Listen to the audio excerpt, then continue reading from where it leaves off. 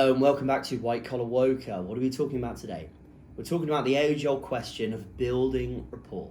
How do you establish a connection with someone that isn't robotic and it isn't forced?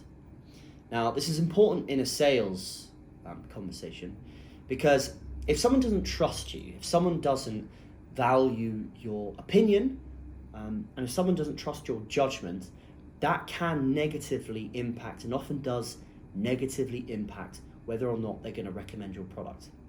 And this is important because a lot of research has been done nowadays into the modern process of buying a service. Back in the day, people did everything via phone and people had a lot more autonomy about what they spent. Nowadays, there is such a committee, there's a hierarchy, and there are so many more people, points of contact, emails, information going back and forth in order for someone to recommend a service or a product to one of their seniors, for them to pass it off, for the contract to get signed. So, rapport can be the difference between getting sign-off on your sale or not. How do you do it? Now, this is something that I want to say, be genuine. If you are someone who is really interested in sport, or someone that's really interested in, anime or manga, you don't need to change your personality for that. But the horrible thing to say is that you need to understand what their interests are, and this is the point. You need to put the focus on them. What are they interested in? Where are they coming from? And you need to build upon that.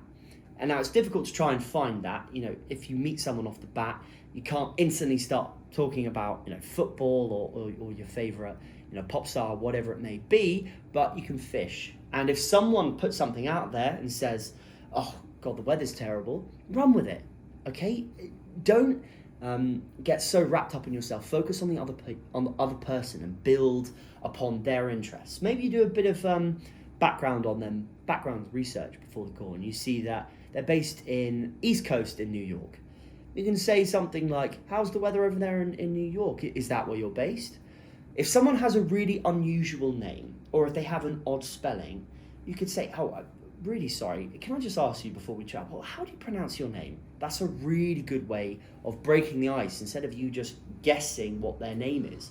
Maybe you could ask about, "Oh, I saw you went to the University of Massachusetts. How was that?" And then you can ask things about them like, do you travel much? Are you coming to my part of the country or anything like that? That's the point of building rapport, focusing on the other person. So, hope you guys enjoyed this. Feel free to like and subscribe. And this is a sort of sales video.